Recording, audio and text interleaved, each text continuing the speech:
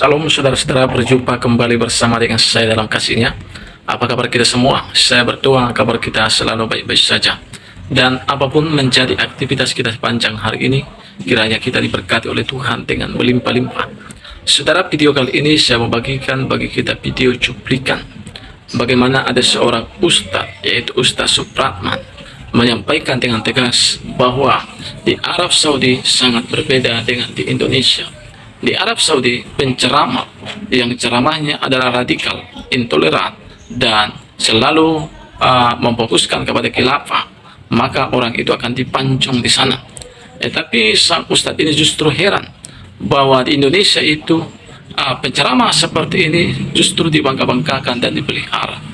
Saudara berkati oleh Tuhan, saya percaya ketika kita mendengar nanti apa yang disampaikan oleh ustadz ini, saudara, maka kita akan mendapatkan sesuatu pelajaran yang sangat penting. Saudara, tanpa berlama-lama langsung kita simak dulu cuplikan berikut ini. Viral ini, Kerajaan Saudi Arabia, ini sah informasinya ya, bukan hoax ya. Kerajaan Saudi Arabia menetapkan penceramah dan pendakwah yang mendakwahkan menegakkan khilafah akan dihukum pancung. Tak ulang lagi ya, ini sah, ini informasi resmi. Kerajaan Saudi Arabia sudah menetapkan semua pendakwah, semua penceramah yang mendakwahkan menegakkan sistem khilafah akan dihukum pancung. Kalau itu dipakai di Indonesia, alangkah banyak yang potol palanya, Pak. Makanya saya tawarkan sama orang Hizbut Tahrir, HTI itu, HTI, Khilafatul Muslimin. Kalau benar perjuangan khilafah mereka itu benar menurut keyakinan mereka, jajal jangan dakwahnya di Indonesia. Mentang-mentang Indonesia negara demokrasi ya, jajal dia dakwahnya di Arab Saudi. Potol semua palanya. Dan saya kasih tahu Pak, 21 negara Arab, semua negara Arab melarang Hizbut Tahrir. Indonesia adalah negara yang paling terlambat melarang Hizbut Tahrir itu. NKRI, Negara Kesatuan Republik Indonesia, itu adalah negara kesepakatan. Dan kita punya kewajiban untuk menjaga kesepakatan ini. Makanya para ulama menamai negara kita ini dengan sebutan Darul Mitsaq, negara kesepakatan. Dan ini sesuai dengan contoh dari Nabi. Yang perlu Bapak Ibu ketahui, Nabi tidak pernah mendirikan negara agama. Nabi tidak pernah mendirikan negara dengan label negara Islam. Nabi hijrah dari Mekah ke Madinah, negara yang didirikan oleh Nabi negara kesepakatan, sama dengan NKRI. Jadi para pendiri bangsa kita itu nyontoh, jiplak Nabi. Dan Nabi, konstitusi negara yang beliau sepakati bukan Al-Quran, karena Al-Quran itu bukan undang-undang. Al-Quran itu bukan konstitusi. Al-Quran itu wahyu Allah, firman Allah.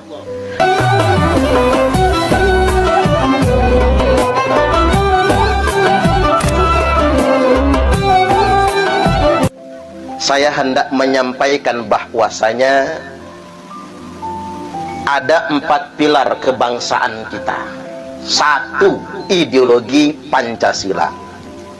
2, konstitusi negara kita, Undang-Undang Dasar 1945. Yang ketiga, bentuk negara kita, Negara Kesatuan Republik Indonesia, dan kita hidup dalam bingkai Bhinneka Tunggal Ika. Ini 4 pilar kebangsaan. Yang hendak saya tegaskan pada kesempatan kali ini, NKRI, Negara Kesatuan Republik Indonesia, itu adalah negara kesepakatan.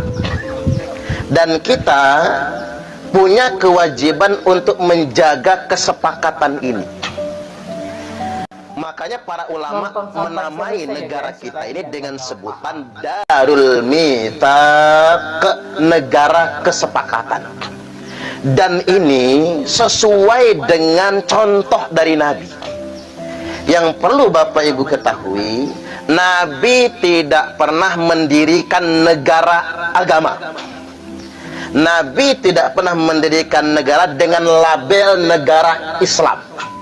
Nabi hijrah dari Mekah ke Madinah, negara yang didirikan oleh Nabi negara kesepakatan, sama dengan NKRI. Jadi para pendiri bangsa kita itu nyontoh jiplak Nabi. Dan Nabi, konstitusi negara yang beliau sepakati bukan Al-Quran, karena Al-Quran itu bukan undang-undang. Al-Quran itu bukan konstitusi. Al-Quran itu wahyu Allah, firman Allah. Nabi menjadikan undang-undangnya adalah Sahifatul Madinah atau Al-Madinatu Masrutiyah, kesepakatan Madinah, yang ada bahasa mirip Piagam Jakarta yang kemudian mengerucut pada Pancasila. Dan kita semua tahu pahlawan kita itu berdarah-darah, mengorbankan banyak sekali nyawa untuk mengusir penjajah. Iya apa ya kira-kira? Makanya sangat nyebelin. Tahu nyebelin gak sih, Bu? Ibu-ibu pernah sebel nggak? Sebel kalau lakinya ganjen ya. Sebel banget tuh.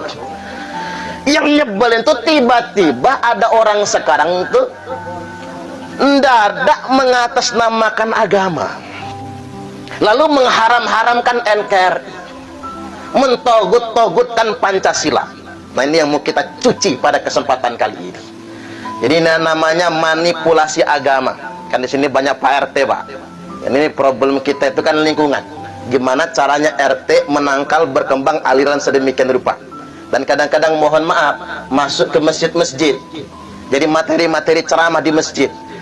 Orang awam tuh begini, kalau sudah ngomong agama dianggapnya benar semua, padahal belum tentu. Iya nggak kira-kira? Nah, ini yang jadi masalah sebetulnya. Seolah-olah kalau sudah atas nama agama pasti benernya.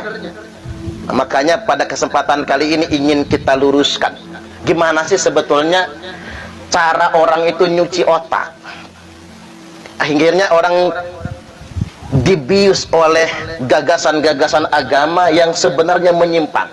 Saya ambil contoh begini, simple ya, Bu, sama bapak-bapak, kalau suruh milih Pancasila atau Al-Quran, pilih.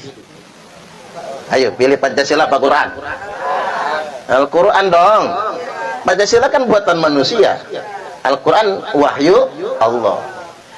Milih bela Islam atau bela NKRI?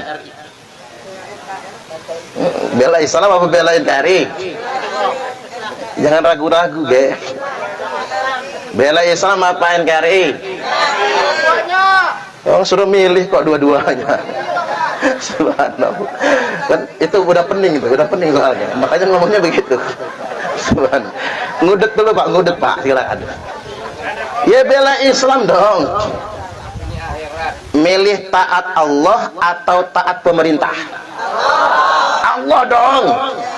Yang pemerintah nggak punya surga ini, Allah yang punya surga. Kita ulang lagi, milih Pancasila atau Quran? Al-Quran.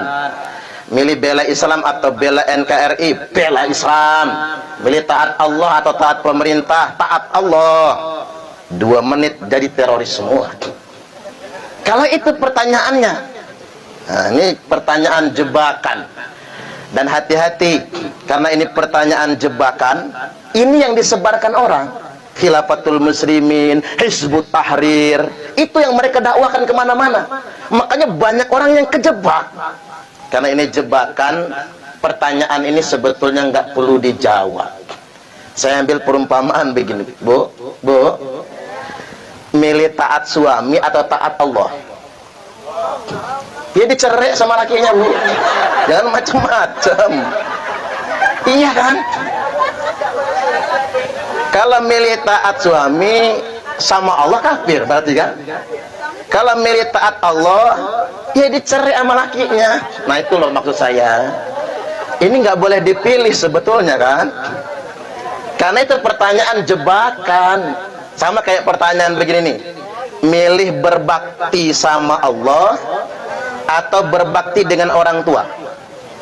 Jawaban yang benar, berbakti pada orang tua adalah perintah Allah. Ridha Allah fi ridhal walidain, ridha Allah ada pada ridho kedua orang tua.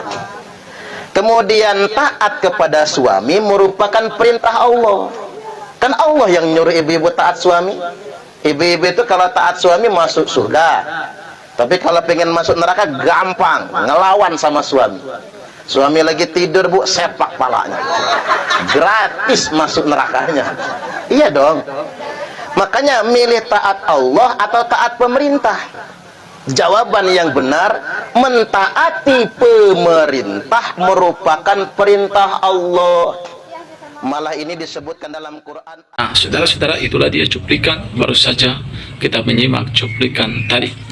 Kiranya saudara ke depan pemerintah semakin bijak, pemerintah semakin tegas tentang hal ini, supaya tetap menjaga kesatuan NKRI, Negara Kesatuan Republik Indonesia, supaya tetap antar agama yang satu dengan yang lain, saudara, tetap menjalin hubungan yang baik tanpa bisa diprovokasi oleh kaum-kaum yang toleran dan kaum-kaum yang radikal, saudara ya. Saudara, kita berdoa bangsa ini semakin baik dalam pemerintahan nanti Bapak Prabowo dan Gibran Raka Buming Raka. Saudara, itulah menjadi doa kita bagi bangsa ini, supaya bangsa ini tidak menjadi negara khilafah, supaya ditegaskan, supaya bangsa ini tetap Bhinneka Tunggal Ika, walau berbeda-beda tetapi kita tetap satu jua.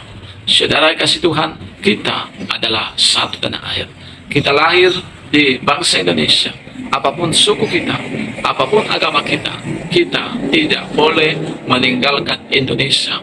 Dan kita harus mempertahankan Indonesia, karena disinilah kita lahir, di sini jugalah kita akan mati. Saudara, kiranya lewat video ini kita diberkati. Tuhan memberkati kita semua. Shalom.